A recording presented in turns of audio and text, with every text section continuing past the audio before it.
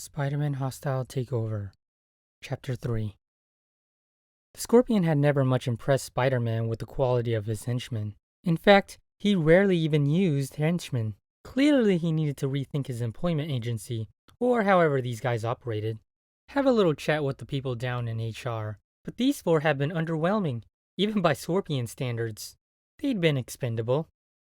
That, it seemed, had been the point. Whoever he faced next would be the real threat.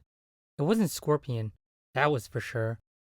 This guy was about Spider-Man's own height, slim and wiry like him, dressed all in black, nothing fancy, sweatpants and a loose sweatshirt. Over his head he wore a black balaclava, so nothing of his face was visible. Or her, he supposed. There was no reason to assume this bad guy wasn't a bad woman, just a bad person. Though the only evidence he had of that was the tingling sensation that told him he was in for a serious fight. He led with a few web shooter bursts, thinking maybe he could end the conflict before it began. The webs hit nothing but wall. The person in black was gone, tumbling through the air. Spider-Man thought the moves looked familiar. Like he knew who this was. If he could just remember where he'd seen a fighting style like that before. Then it came to him. He'd seen those moves on news coverage. This guy moved like Spider-Man. Like him. Nice style, he said, springing up to a far wall, then another, then another. The three-spring fake-out. It never failed to fool the garden variety thug. An enemy couldn't dodge something if he didn't know where it was coming from. This guy dodged it. Time to shut him down. Bracing himself on a wall, Spider-Man lobbed out a barrage from his web shooters. Where the guy was, where he was likely to be in the next fraction of a second, where he might leap unexpectedly. Blanket coverage like that used up a lot of web fluids, though, and it had been a busy night. He was a fussy driver who liked to fill the tank long before it was empty, and he was already running low. Of course, the typical fussy driver didn't have to worry about being shot, stabbed, crushed, trampled, electrocuted, stung, or bludgeoned if he cut things a little close. None of the web hits home, because his assailant leapt and bounced and lunged in a style that was all too familiar. A second barrage missed too, and Spider-Man started to wonder why he was bothering with this guy. Other than trespassing, a crime Spider-Man had already committed, when he thought about it, the guy hadn't actually broken any laws. Even if he was able to catch this person, more likely than not he'd walk. On the other hand, Indy sent him to this place, where there just happened to be a bunch of decoy henchmen and a guy with some awfully familiar abilities. This isn't passing the smell test, Spider-Man said, and I'm not talking about your body odor. Though, that doesn't pass the smell test either. He leapt in, letting his instincts take over. He was ready to dodge, shift, roll, and lunge whatever it took to get this guy at a disadvantage. The fun had gone on long enough. It was time for his opponent to be webbed up and explain just what was going on here. Spider-Man landed behind the man in black. At least that was the plan, but his opponent was already gone. No wonder the guys I fight get so angry, he thought. That's just annoying. Then he was struck from behind. It was like getting slammed by a speeding truck. His foe hit hard and fast, sending Spider-Man skidding across the paved surface. Then the guy was on top of him. He moved like Spider-Man, but fought like a brawler. There were hands everywhere slamming into his face, his chest, grappling without letting up. Hands off the merchandise, he grunted. He slammed his forehead forward, hopefully into his attacker's general nose area. At least that was the plan. The guy jerked back, avoiding the blow. The move allowed Spider-Man to break free and leap to the scaffolding. He turned and aimed with his wrist, but there was no one to hit. He tensed, ready for a surprise attack from any angle, but then he realized his spider sense was no longer thrumming. It had gone to sleep. He moved around the perimeter of the roof, fast and erratically, changing his trajectory and speed to make an ambush more difficult. But it became more apparent that this was nothing more than an exercise in caution. The man in black was gone. So, no Scorpion is what you're telling me, he said to himself. This whole thing had been a setup, but a weird setup. The man in black had moved like Spider-Man, yet fought like a biker, and held his own. The throbbing on Spider-Man's cheek suggested he'd done more than hold his own. He had, in fact, had a real shot at beating the crap out of the original. So why had he taken off while he was winning the fight?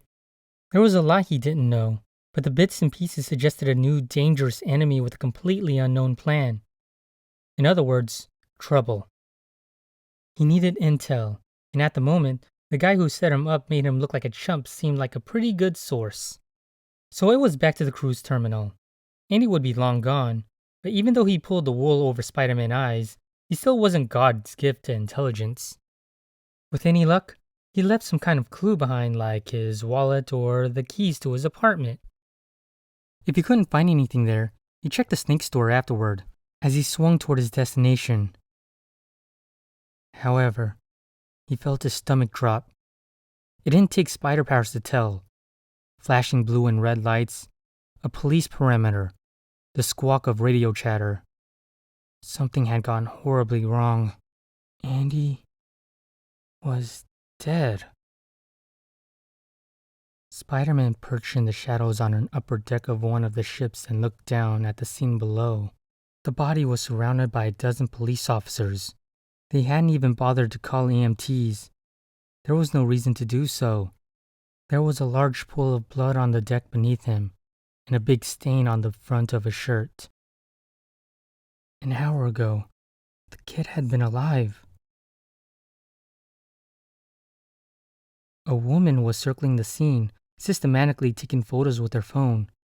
A guy in plain clothes, probably from the coroner's office, was studying the body and taking notes on a tablet. A handful of uniformed officers combed the scene with flashlights, searching for clues.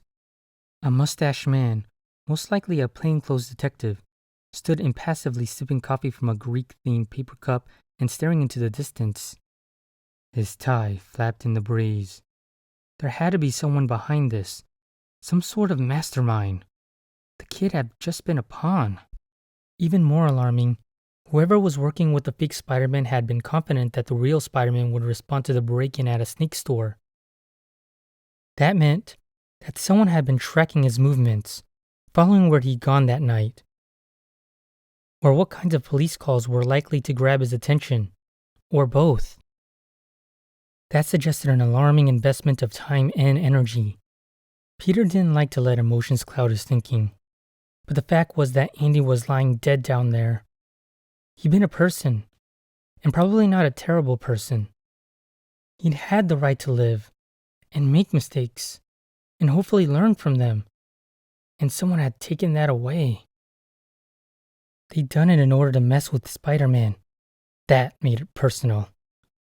It also meant that Spider-Man had information the police needed. The trick was figuring out the best way to pass it along. The guy with coffee and the flapping tie was probably in charge, so Spider-Man would need to get him alone. Unfortunately, the detective showed no signs of moving. "Hold it right there!" The voice startled him. Raising his arms up in the air, he turned slowly to face a woman, holding a very nasty-looking weapon of the sort favored by the New York police officers. Despite the pistol she held, the spider-sense hadn't tingled, so she didn't present an immediate threat. "You know the routine," she said. "Hands where I can see 'em." "Oh, come on," Spider-Man said. "Is this really necessary?" He could think of plenty of answers, but wanted to hear what she had to say. "It's necessary," the woman replied, "because you're suspect number one in a murder."